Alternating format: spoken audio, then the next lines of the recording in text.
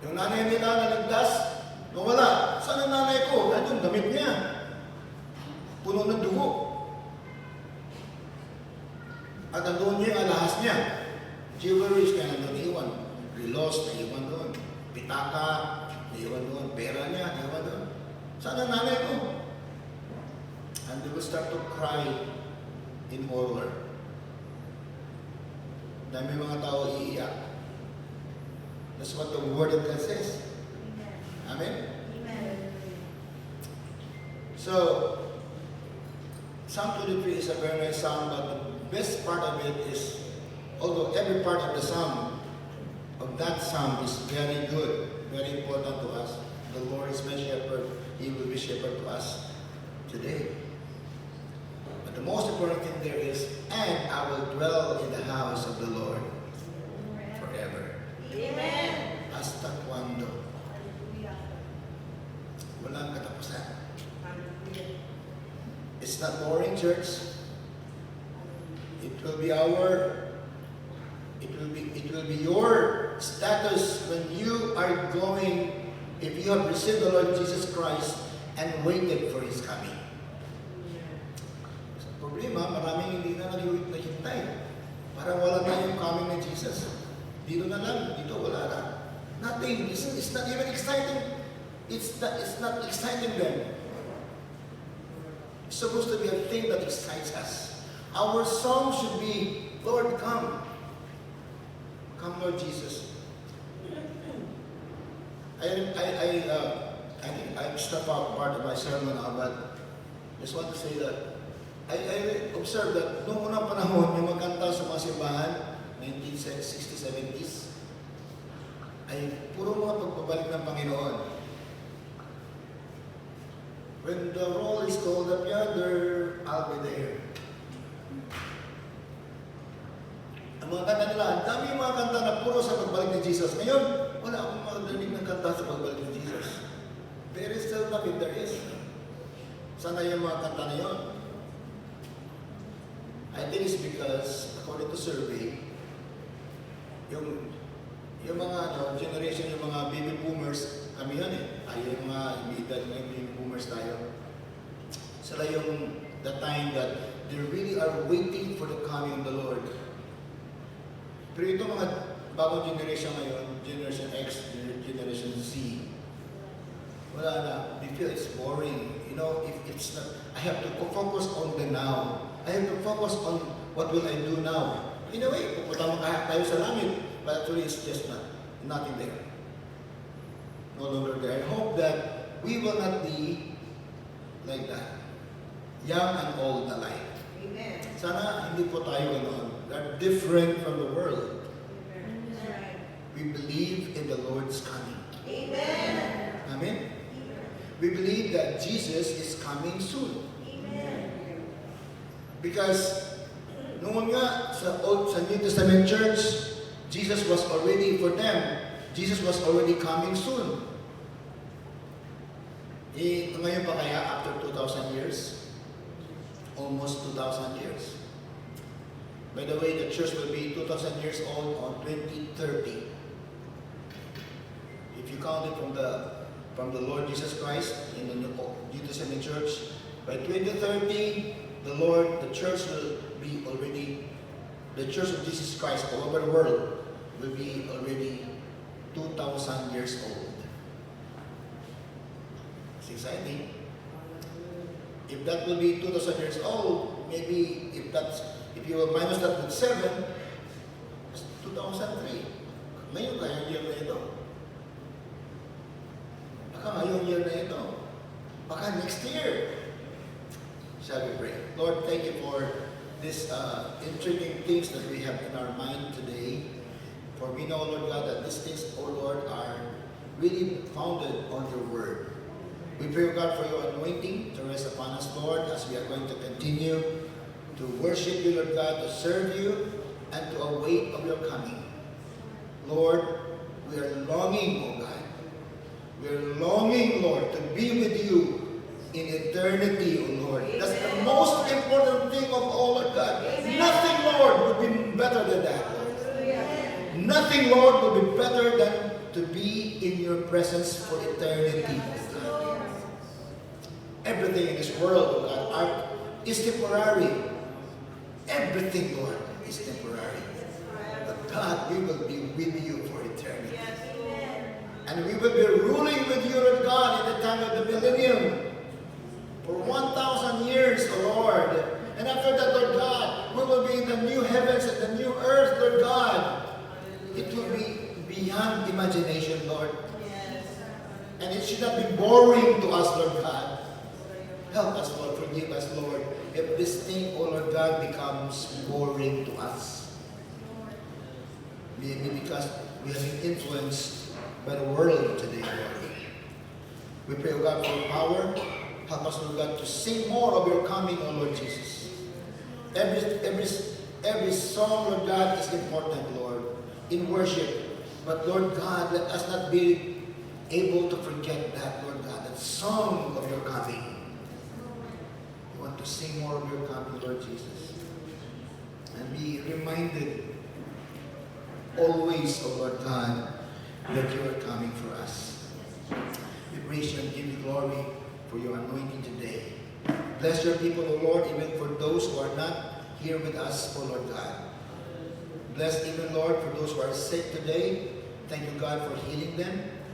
For Alice Inakaran, Lord, thank you for touching her. We believe that she receives you, Lord. Bless her today, Lord, wherever she is. Bless Aritoto Monasterio, Lord God, wherever he is right now. In the name of Jesus, heal him, Lord, we pray. For Esther Argamino, Lord, thank you for touching her body, Lord. And for anyone, Lord God, who is sick right now, Lord, you are our healer. You want us to be strong, Lord. Healed, Lord God, because you want to use us for your glory. To bring more people to you to eternity, O God. Thank you, Lord God, for your salvation. Instead of us going to hell, O Lord, in eternal damnation, O God, because you love us so much, Lord, you said in your word, for God so loved the world that the Father sent you, Lord Jesus, into this world so that whosoever will believe in you, Lord, will not perish, but have everlasting life. Thank you, Lord God, once again. We commit to you ourselves. In Jesus' name we pray. Amen. Amen. Praise God. I hope that others who are coming will be able to come up now and be part of worship. You know, the Word of God is part of our worship. Amen. Singing is good. Praise God, we can sing to the Lord, but we cannot replace this. This is the most important thing in our worship. To hear the Word of God. Amen. The most important thing. Because in hearing the Word of God, our faith will grow. Amen. And when our faith grows, it will please God. Because only faith pleases God. Amen. Right. If our faith grows, then we can serve the Lord with such power, because faith can move mountains. Amen? So, worshiping the Lord even through His Word is very important. That's why we give priority to the Word of God. The Word of God. It will never go up from Him to us void, but it will accomplish in our hearts. It is forever settled in heaven. It is food for our souls. It is a sword of the Spirit. It is very important for our Christian life. Amen? So today, the title of this message is The Rapture of the Church. Soon? Question na, wala nang sabi na, bukas na. Hindi pwede ganon. No? The rapture of the church. Soon? Ang pagbalik ng Panginoon para kukunin ang simbahan. Tayo, simbahan tayo. We are the church. Not this building. You are the church. Amen. The church are people who are called out from sin to His marvelous light. If you receive Jesus Christ as Lord and Savior, you are the church. The rapture, although it's not found in the Bible, the word rapture is not found in the Bible. You're going to read that in the Bible, but it's implied in the Bible, as in many times. Even in our text today, we will read that the Lord is going to take us, caught us up. The word there is the Greek word which means rapture. He will catch us up. No? So don't be confused of the rapture and the second coming. The second coming is different from the rapture. The second coming of the Lord is when He comes to this world and reveal Himself. That's the second coming. The rapture is not like the coming of the Lord to this world. He will only be there in the clouds. We will meet Him in the air. It's not yet the second coming. It's the rapture of the church. That's the promise of the Lord when He said in John 14, verse 1 to 6, sabi ni Jesus, I go and prepare a place for you. Taanda yo allá para preparar lugar para con ustedes. Si caballo, preparar un lugar para con ustedes, ay birayo uli. Para sacar con ustedes, para donde yo talyan también ustedes.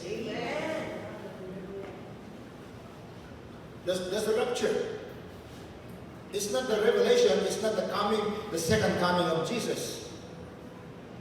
Kaya po, minsan nagka-ano ating mga teaching dito, nag-overlap. Minsan overlapping talaga yung mga signs because some signs are applicable to both. Some signs are very specific, particularly for one event, either the rapture of the church or the second coming of Jesus. Of course, the rapture of the church comes first. Una yun. Si Jesus ay pumunta sa langit, katapos siya namatay, ililibing siya, 3 days after, nabuhay siya muli. Di ba? And then, nang nabuhay siya muli, siya po ay bumalik sa langit. Nakita siya ng maraming tao pumunta sa langit. Ang dami nakakita, eyewitnesses. Pero before na pumunta siya sa langit, sabi niya, I will come again, babalik ako, and take you unto myself, so that where I am, you will be also. Amen. Promise po yan ni Jesus, hindi po di siya magsinungaling.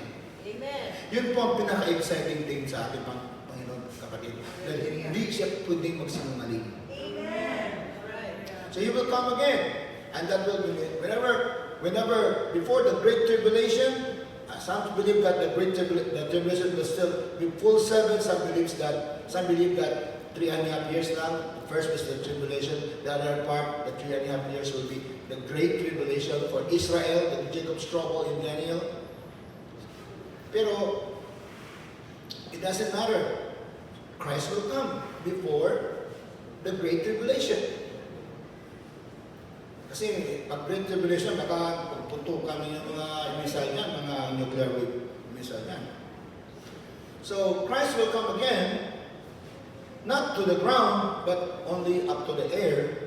And all of us will rise first. According to the Bible, we will read now, tayo ay yung mga patay na sa Panginoon, na nauna sa atin, namatay na sila ay unang mabuhay muli. Hihintayin natin sila at sasabay tayo sa kanila para i-meet natin ang Panginoon sa ere. That will be the time na maraming dugo ang makikita. Yung mga patay, walang dugo yun. Naimbalsama na yun, naging lupa na yun eh. Pero magbago yung kanyang katawan. Katulad sa pag-claim ng Panginoon Yesus sa tao, lupa lang ginawa niya, naging tao. With God, nothing is impossible. Amen? He's the Creator. So, those who will be dead will rise first, then we which are alive and remain will be caught up together with them to the clouds. Amen. To meet the Lord Jesus in the air. Amen. Hallelujah. Hallelujah. You know what? I know I preached this, just some months ago. But we must preach this always. Amen. Kailangan eh. Parang palagi naman kalimot. After balik ka dito, bukas, wala na naman. We must maintain that excitement. Hallelujah. We must long for the Lord's coming. Amen. Kasi nakalimutan natin, hindi natin naglolong eh. Parang dito na lang, parang taga dito na lang talaga tayo. Hindi natin naisip na kukunin pala tayo dito sa Panginoon. Hindi tayo taga dito, kapatid. Amen. Hindi ka taga dito. So, the Lord will take us, that's what they call the rapture of the saints, to meet the Lord in the air, and then Christ will bring us there in heaven. I don't know, merong tinatawag doon na Marriage Supper of the Lamb, may celebration. No, if you start to describe it, we must only describe it just what the Bible said. Kasi pag sobraan natin, maburing na, parang ano man, fantasy man yung sinabi niya. Because we cannot describe it. No words can describe it. If we try to describe it with a faulty language, that description of course will be faulty. Kaya huwag na natin describe para hindi maging boring. But after that, sabi ng Biblia, babalik si Jesus. Kasama tayo. Yun ha. Coming with the saints. At lahat makakita sa Kanya. At makikita sa atin. To reveal Himself. That will be the time of the battle of the Armageddon. And after that, Jesus will win. Satan will be thrown into the bottomless pit according to Revelation, and then of course follows the millennium, 1,000 years of rule, promise of God. Why do we rule? I don't know. The Bible says we are going to rule with Jesus for 1,000 years. Siguro parang ipatikin ng Panginoon kung paano tayo mag-rule. And that rule, by the way, I believe will continue on, hindi lang sa millennium. Because there will be a new heavens and a new earth. The people of God like you. But the millennium will be quite important because it will really be a time before the white throne judgment. So that will be just a sequence that I'm telling you. But just want to read 1 Thessalonians chapter 4, verse 16 to 18. Where it says, "For the Lord Himself will come down from heaven with a commanding shout, with the voice of the archangel, and the trumpet call of God. First, the believers who have died will rise from the graves." I'm reading from the New Living Translation. First, the believers, ikaw, who have died will rise, kung namatay ka na, will rise first from the grave. Hindi pala last yung grave. Yung grave pala, hindi pala last yun. Temporary lang pala yun. Magbuhay pa kayo muli. And then verse 17, then, together with them, especially lang sabi dito sa Apostol Pablo. Sabi niya Apostol Pablo, together with them. Can you imagine Paul saying this? Akala niya, darating ng Panginoon. Sabi niya, kasama siya. We, who are alive and remain. Parang kasama siya. Patay na rin siya tagal sa namatay. Pero sinabi niya, we, tayo na lang ito. Ngayon, buhay tayo sa pabalik ng Panginoon. Tayo na lang ito, we. Wala na si Paul nito. Patay na siya Sabi niya, then together with them, sino tong them? Yung mga namatay na mga believers, mabuhay muli. And together with them, we who are still alive and remain on the earth will be caught up in the clouds. Amen. To meet the Lord in the air. Amen. Amen. Praise the Lord. Amen. Then we will be with the Lord forever. Amen. Meron forever. Amen. We will be with the Lord forever. That's why Paul said in verse 18, so encourage each other with these words. I hope, church, that ibigay yung mga bago pa sa Panginoon, please look at this verse. Kayo mga bago sa Panginoon, you are not just an accident here. God is calling you. Amen. Start to grow in the Lord. Go to the Word of God. Study the Word of God. Learn this. At kahit yung mga matanda na, hindi pa rin mag-aral ng tama dito. Mag-aral na po tayo. Because these are very encouraging words. In the last days, sobrang mangyayari. Baka wala tayo, madali tayong matumba. We must be encouraged with these words. to strengthen us. Anong problema tayo mag-face the future? Baka magkaroon na tayo dito ng persecution. But if you have these words, you will be encouraged. Amen. Be strong in the Lord. Be encouraged with His words. Amen. So this passage is known as the rapture of the church. Ito yung sinasabi na rapture ng simbahan. Sangkawan padulong sa langit, no?